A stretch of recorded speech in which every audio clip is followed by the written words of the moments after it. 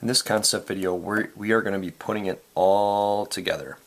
So let me give you a couple sine and a sine and a cosine equation here. We're going to go a sine of k theta plus c and then plus h.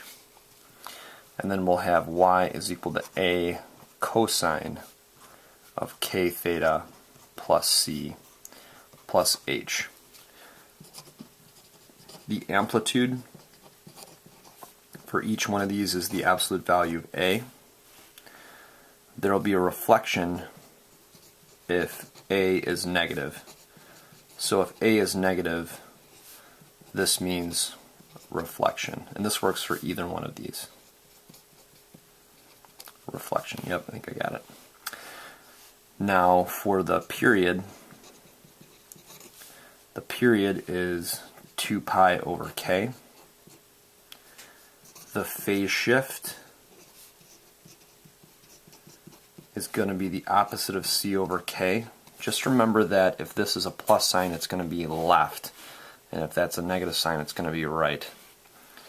And then the vertical shift will be just the value of h. If we look at each one of these, they're really the same except the sine and the cosine.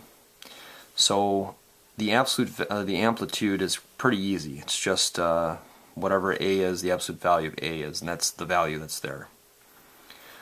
The vertical shift is pretty easy. Whatever you see outside the parentheses on the right hand side, that's the vertical shift. The ones you have to worry about, I'll put a little star by each one of these, are the period and the phase shift. Each time I teach this, students think that k is the period and c is the phase shift. As you can see here, that is wrong. You need to know these little formulas here. The period is equal to 2 pi over k, and the phase shift is equal to negative c over k. Some of you may have been taught in a previous class to factor out this first part.